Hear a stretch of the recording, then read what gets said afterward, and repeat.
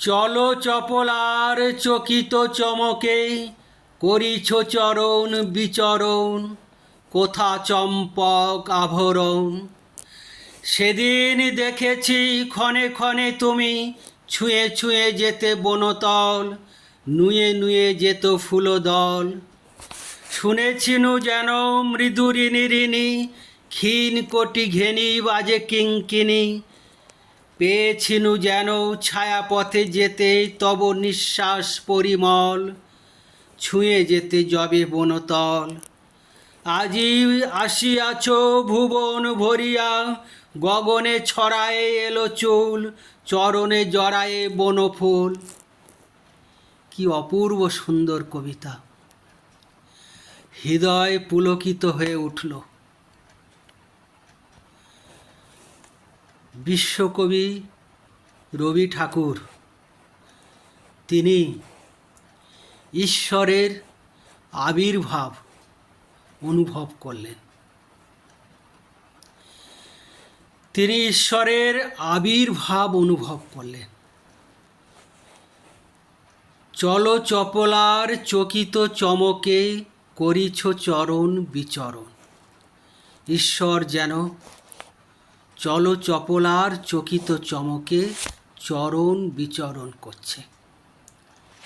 আর তিনি যখন এসে বনের বৃক্ষের মাথায় মাথায় হাত বুলিয়ে যাচ্ছেন, সেদিন দেখেছি ক্ষণে ক্ষণে তুমি, ছুঁয়ে ছুঁয়ে যেতে বনতল, নুয়ে নুয়ে যেত ফুলদল। তখন ফুলগুলো নুয়ে নুয়ে ঈশ্বরের চরণতলে যেন আছড়ে পড়ত। আর ছায়াপথে যেতে পেয়েছিনু যেন তব নিঃশ্বাস পরিমল। এবং বিশ্বকবি ঈশ্বরের নিঃশ্বাস উপলব্ধি করলেন। আর আমি আজ এই কবিতাটি পাঠ করে আমার এই ঘরের ভিতরে যেন মৃদু ঋণী ঋণী ক্ষীণ কোটি ঘেরি বাজে কিঙ্কিনি। যেন ঈশ্বর আমার এই গৃহের মধ্যে এসে বাজে মৃদু ঋণী ঋণী ক্ষীণ কোটি ঘেরি বাজে কিনকিনি।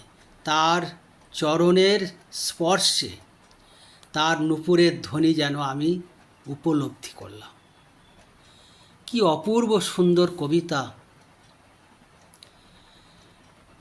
এত সুন্দর কবিতা কোন ছন্দে লেখা হতে পারে?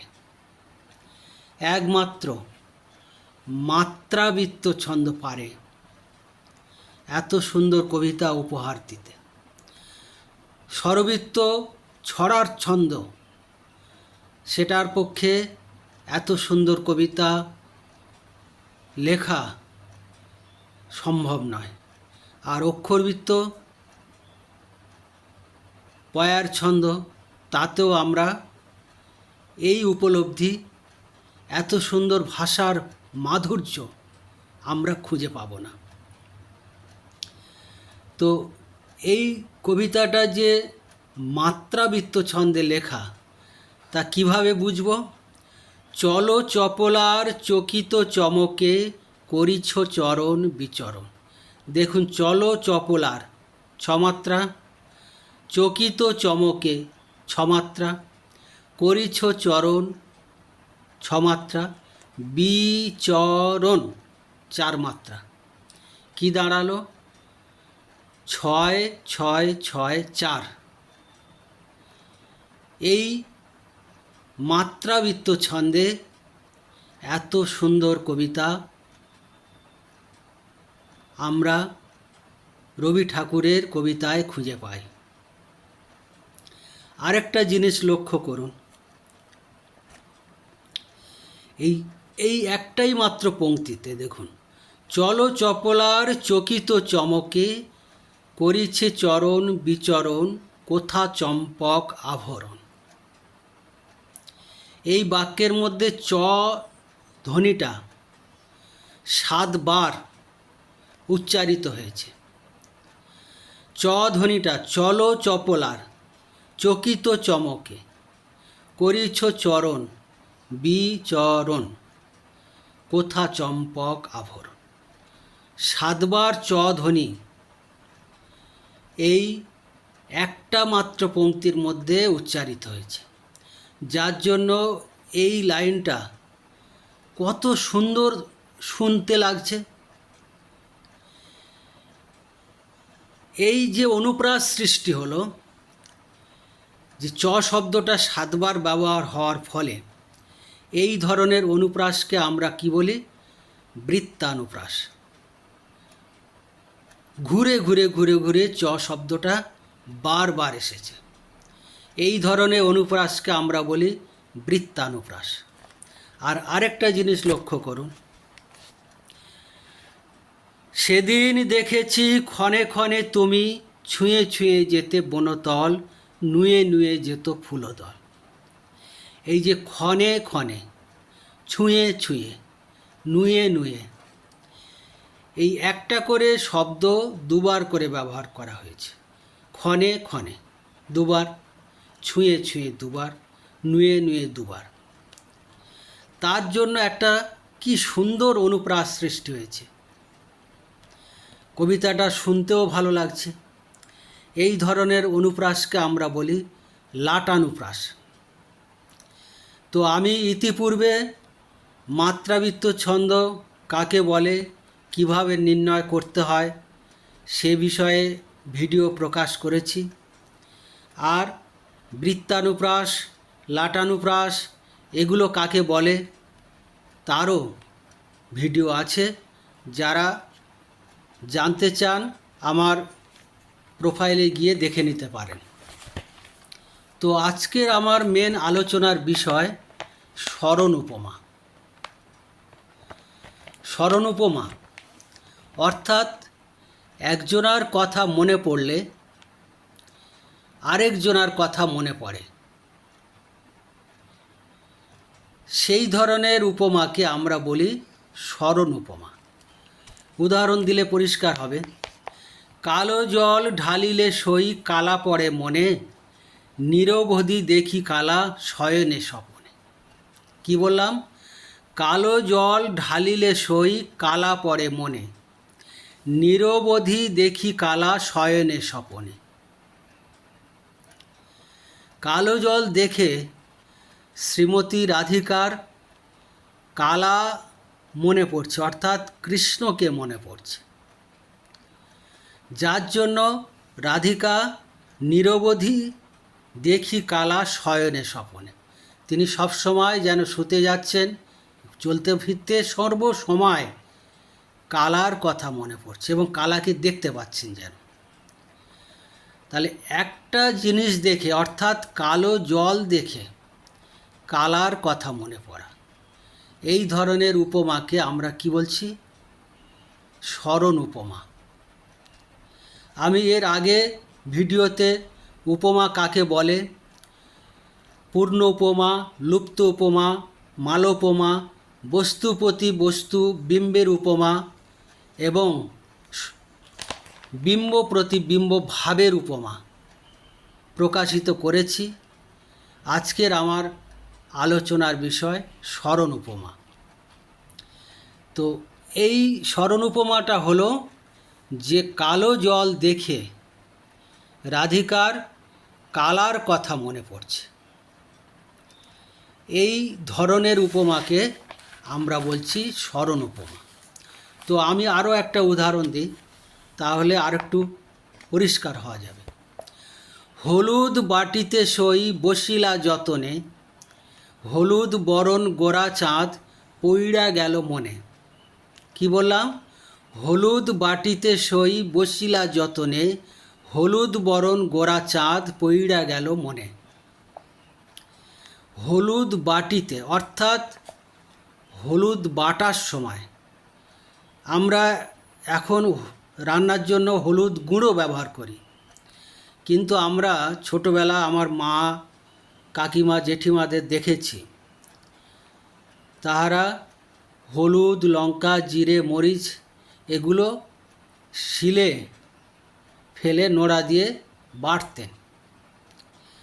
তো এখন আর সেই বাটনার ঝামেলাটা নেই, এখন গুঁড়ো মশলা। তো যাই হোক, এই বাক্যটা আমার যেটা বলার বিষয়, হলুদ বাটিতে সই বসিলা যতনে, অর্থাৎ হলুদ, গোটা হলুদ বাটতে বসে হলুদকে দেখে গোরা চাঁদের কথা মনে পড়ল। কেন না, গোরা চাঁদ হলুদ, আর হলুদ সে তো নিজে থেকেই হলুদ, সুতরাং হলুদ দেখে গোরা চাঁদের কথা মনে পড়ছে। তাহলে আমি কাকে তুলনা করছি? গোরা চাঁদকে। গোরা চাঁদকে বলা হচ্ছে, যাকে তুলনা করি আমরা তাকে বলি কি? উপমেয়। আর কার সাথে তুলনা করছি? হলুদ। তাহলে যার সাথে তুলনা করি আমরা তাকে বলি উপমান। সেই হেতু গোরা চাঁদকে আমরা তুলনা করছি হলুদের সাথে। কিভাবে না, হলুদ বাটার সময় গোরা চাঁদের কথা মনে পড়ে গেল, স্মরণ হলো। তো স্মরণ হওয়ার ফলে একটা কি সুন্দর উপমা অলঙ্কারের সৃষ্টি হয়েছে। এই ধরনের উপমা অলঙ্কারকে আমরা বলছি স্মরণ উপমা। তো আমি স্মরণ উপমার আরও একটা উদাহরণ দিই, তাহলে জিনিসটা আরও পরিষ্কার হবে। চাঁদ দেখে বারবার শুধু মনে হয়, মার কোলে ছোট শিশু হাসি খুশি রয়। কি বললাম? চাঁদ দেখে বারবার শুধু মনে হয়, মার কোলে ছোট শিশু হাসি খুশি রয়। খুব সুন্দর বাক্য। একটা পূর্ণিমার চাঁদ, চাঁদের হাসি দেখে কি মনে পড়ে গেল না, শিশুর হাসির কথা মনে পড়ল। কোন শিশুর হাসির কথা? না, যে শিশু তার মায়ের কোলে রয়েছে, মায়ের কোলে থাকাকালীন যে হাসি, সে হাসির মতো হাসি সাধারণত অন্য সময় পাওয়া যায় না। তাহলে পূর্ণিমার চাঁদ দেখে মায়ের কোলে থাকা অবস্থায় শিশুর যে হাসি, সেই হাসির কথা মনে পড়েছে। হ্যাঁ, তাহলে কাকে তুলনা করছি? শিশুর হাসি। তাহলে শিশুর হাসিটা হলো উপমেয়। কার সাথে তুলনা করছি? চাঁদের সাথে। তাহলে চাঁদ হলো উপমান। কেন তুলনা করলাম না, চাঁদ দেখার ফলে, চাঁদের হাসি দেখার ফলে শিশুর হাসির কথা স্মরণ হয়ে গেল।